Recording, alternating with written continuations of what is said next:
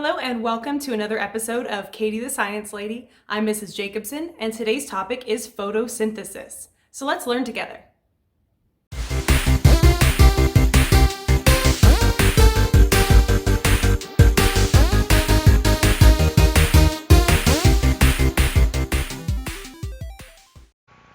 So today's topic is photosynthesis.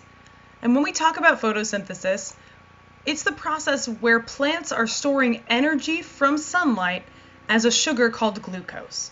We know plants need sunlight in order to grow and function. If you put a plant in the dark, it's going to die. So the plant uses that sunlight in order to make its own energy source called glucose. This process happens in the chloroplasts, those specialized plant cell organelles that contain a pigment called chlorophyll, which makes them green. And we see in this picture here, we've got the thylakoids. These are those discs inside the chloroplast. So this whole picture is a chloroplast. It's got a couple different parts. The stroma, which is the inner part of the chloroplast. It has an outer and inner membrane. But those discs that are stacked in these they almost look like coins or Girl Scout cookies because I'm hungry all the time. That's what we're looking at as being the chlorophyll containing parts, and also the parts where photosynthesis is going to occur. That'll be in those thylakoid discs. If we're looking from an actual microscope in the leaf, the plant cells contain many chloroplasts. It's not just one per plant cell. They have many chloroplasts in most cases, and they do appear green, and that's why plants overall look green. Over time, if the plants are dying, that chlorophyll actually changes and it will reflect different colors, making the leaves look brown or orange or red. So the chloroplasts aren't actually changing, it's the way they reflect the light that makes leaves change color. It's kind of just a fun informational fact. In photosynthesis, plants take carbon dioxide from the air and water from their roots. So that's where the plants are getting their fuel sources here. Carbon dioxide comes from the air, it goes in through pores on the plant leaves, and then water goes up through the plant roots until it gets brought into those plant cells in the leaf. And then it gets converted into glucose. The chemical formula for glucose is C6H12O6. So it has 6 carbons, 12 hydrogens, and then 6 oxygens. And then it also produces a waste gas called oxygen. Now, the weird thing is we don't think of oxygen as being a waste, but for a plant, it is. Plants can't use oxygen in photosynthesis. They may keep a little bit of oxygen for when they do another process called cell respiration or cellular respiration. We'll talk about that in another video. But all in all, for plants, oxygen is a waste. The energy from the sun is used to power this reaction. If plants do not have sunlight or access to light, this reaction will not happen. There are some types of plants where they can have photosynthesis happening in the dark, but those are pretty rare and we won't talk about those here. Here is our major reaction. We've got 2 reactants, carbon dioxide and water. And a reactant is anything that you need in order to start a chemical reaction. We have 2 products, glucose and oxygen. This is what we're going to get out of the process, or what we're left over with when the process is over. If we take a look at our full equation here, we have 6 CO2, 6 carbon dioxide, plus 6 H2O, 6 water, and then in the presence of light. If you don't have that light energy from the sun or another light source, this doesn't happen.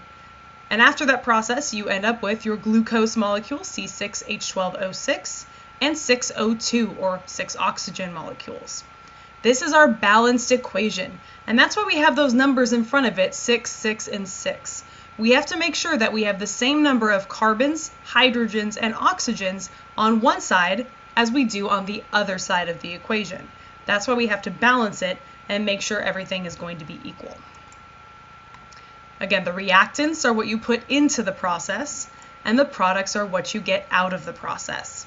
We'll go over this as we come across these chemical reactions more and more.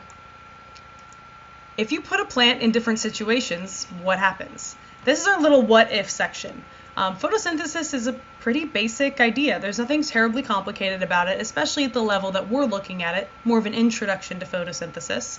But I want us to think critically about a couple of things. So if we put a plant in a dark room, what happens? Does it still have access to water? Sure. Does it still have access to carbon dioxide? Yes. Does it have access to sunlight? No.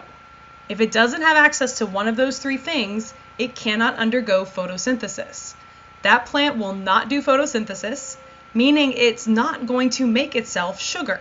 So it won't make a food source for itself, and that plant will slowly die, or in my case, quickly die. My plants seem to die faster than normal. Like I said, I'm a bad plant mom. So if we forget to water our plants, again, me, this is pertaining to me, this is all me.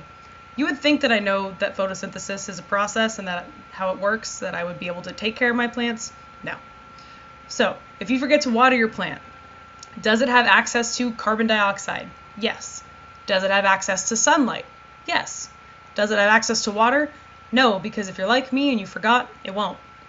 If there's no access to water, photosynthesis cannot happen.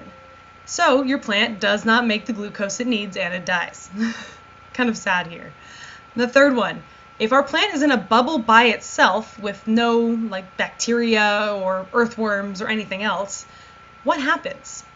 So let's think about it as this situation down here. This plant is encased in this bubble. It's got soil, but there's nothing living in that soil, theoretically. Does it have access to sun? Yes. Does it have access to water? The soil probably has some water in there, sure. Does it have access to carbon dioxide? Maybe at first. Maybe at first when it gets put in this bubble, it has some carbon dioxide. But as this plant does photosynthesis, it creates more and more oxygen out of that carbon dioxide. So that carbon dioxide is slowly decreasing as the oxygen is increasing in that bubble. Once we get to the point where there's no carbon dioxide left and it's all oxygen in that bubble, that plant can no longer do photosynthesis. If it is out of one of those first three things, it cannot do photosynthesis. Let's recap what we learned today about photosynthesis. Photosynthesis is a process that takes place in all plant cells in the chloroplasts. Chloroplasts are specific organelles to plant cells, and they contain a pigment called chlorophyll, which makes plants green, and brown and orange and yellow and all the other colors that plants turn. In photosynthesis, plants take in water from their roots, carbon dioxide from the air, and sunlight in order to make glucose, also known as C6H12O6 for the chemical formula, and the waste product of oxygen. Now, the waste products are good for us as humans. We can eat glucose and we can breathe in oxygen. So without plants, we'd be at a serious disadvantage. That's it for today. Please like, comment, and subscribe. And until next time, I hope you had fun. I hope you learned something, and I'll see you later.